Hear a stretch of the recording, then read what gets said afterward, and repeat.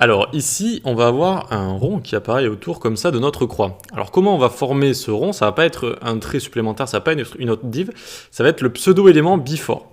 Alors, vous avez peut-être jamais rencontré ça. En fait, les pseudo-éléments, pour chaque élément, on peut en mettre deux, le pseudo-élément before et after.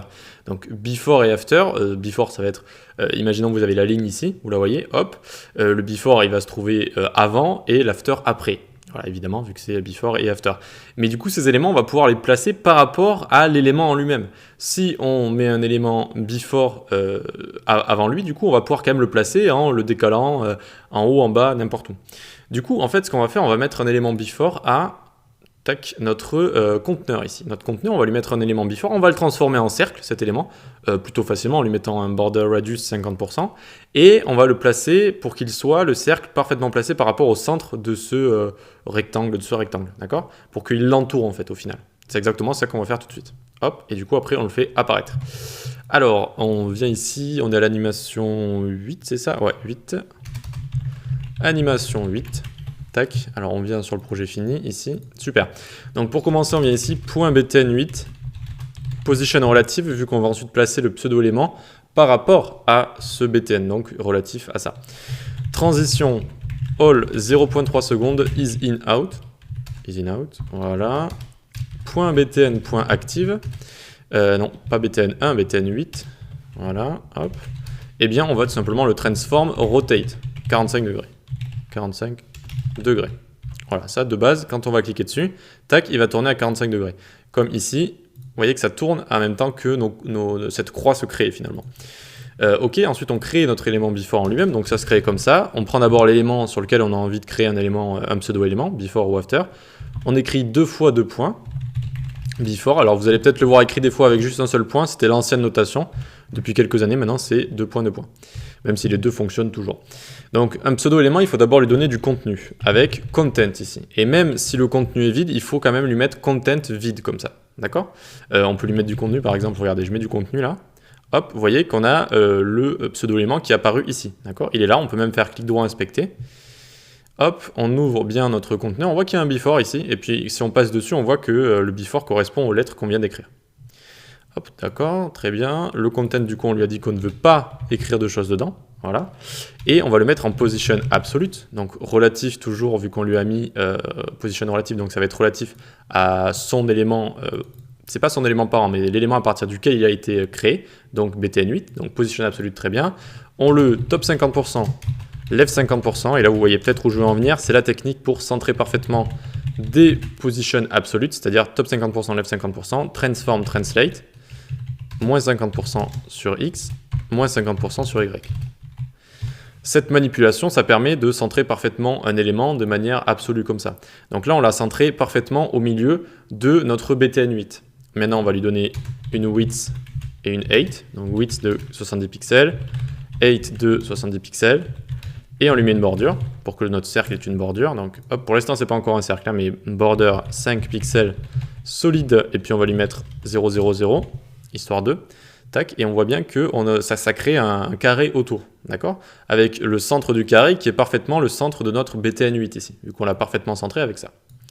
Maintenant, on va le transformer en cercle, border radius 50%, hop, tac, c'est devenu un cercle, super, et on va lui mettre une transition également, vu qu'on va l'animer par la suite, 0,3 secondes, easy in out, comme d'hab pour cette formation, on utilise pas mal de easy in out, et du coup ici, on va pas le faire démarrer en couleur noire, on va le faire démarrer en transparent, donc il est là, mais il est transparent, d'accord? Donc on va le faire ensuite apparaître quand on aura appuyé sur le bouton, donc btn8.active, 2.2.before, on n'oublie pas, point active, 2.2.before, transition delay, alors c'est delay ou delay, désolé pour l'accent anglais, 0,3 secondes de délai, on lui met bien important pour que ça s'applique, et border du coup 5 pixels, solide toujours, et on lui rajoute la couleur noire, d'accord? Donc quand on va cliquer dessus, voyons voir, hop, hop, hop, hop, et vous sentez le délai qu'il y a ici de 0,3 secondes.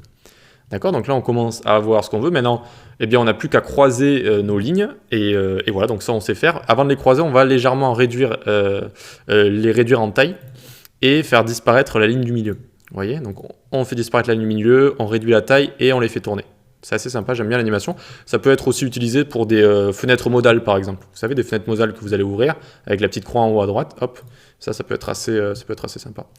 Bref, on revient ici. Hop, .btn8, .active, .ligne. On change la width de 35 pixels du coup. Ensuite, .btn8, .active, .ligne avec un S. On n'oublie pas 2 points. NTH child 2, le 2, la deuxième ligne. Qu'est-ce qu'on a envie de lui faire? On va la faire disparaître. Opacity 0. Et juste avant, on va lui mettre une transition différente. All 0,1 seconde. Ease in. Important. Pour qu'elle disparaisse vraiment rapidement. D'accord? Donc, hop, ça disparaît très rapidement. Ok, 0,1 seconde ici. Ease in, c'est là où au début, vitesse normale après. Ok, donc maintenant pour bien que vous compreniez, je me suis un petit peu arrêté, j'ai fait une petite pause pour essayer de bien vous l'expliquer facilement. C'est pour ça peut-être qu'on n'est pas au même écran, mais là on est au même niveau de code normalement. On va mettre en commentaire ceci là. Hop, le BTN active, rotation de 45 degrés. Parce qu'une rotation, ça implique que nos axes ils vont aussi tourner et c'est un petit peu moins facile de comprendre une fois que les choses ont tourné. Alors que là vous allez voir que vous allez comprendre plus facilement je pense. Donc on vient ici, on va aller cibler directement .btn8, .active et puis la ligne numéro 1, donc ligne, alors ligne NTH child 1 ici, super. Hop, et on va lui faire un transform, translate, 12,5 pixels sur X, 18 pixels sur Y. Alors, quand on met juste un translate sans le X et le Y, eh bien, il faut comprendre que la première valeur ici c'est X, ensuite c'est Y. Et voilà, donc ici, regardez, on a notre première ligne qui est parfaitement au milieu ici. Elle est vraiment au milieu. Qu'est-ce qui lui est arrivé? On l'a décalé de 12,5 pixels sur X, donc de gauche à droite. Donc de gauche à droite, cet espace-là, si vous voulez, on l'a décalé de cet espace-là. Et ensuite, 18 pixels, elle est descendue finalement. Regardez, si je mets 0 ici, hop, elle descend, cette barre, de haut en bas. Ok, elle descend, tac, de haut en bas, super. Et regardez ce qu'on a à la fin ici, on a une croix, d'accord?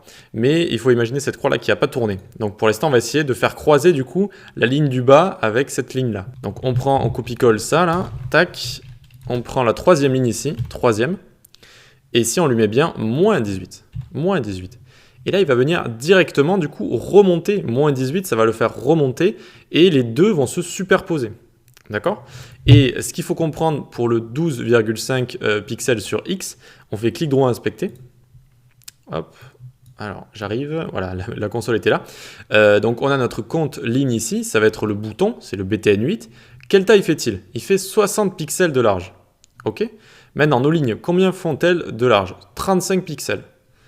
Ici, on va faire du coup, alors 35 pixels plus 12,5 pixels x 2 est égal à 60. 12,5 pixels x 2, ça va faire 25, plus 35, ça va faire 60. Et donc, de chaque côté là, en fait, il y a 12,5 pixels. C'est pour ça que c'est parfaitement centré. Parce que du coup, on a 35 pixels, c'est la ligne au milieu, les deux lignes superposées. Et sur les côtés, 12,5 pixels. En fait, c'était vraiment pour vous expliquer pourquoi on mettait ici 12,5 pixels.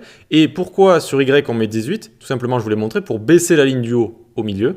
Et moins 18 ici pour monter la ligne du bas au milieu également, d'accord? Parce que je vous rappelle que les lignes sont séparées à chaque fois de 18 pixels, d'accord? Donc je ne vais pas revenir tout au début, mais ça vous le savez depuis le début, à part les cas spéciaux, elles sont séparées de 18 pixels.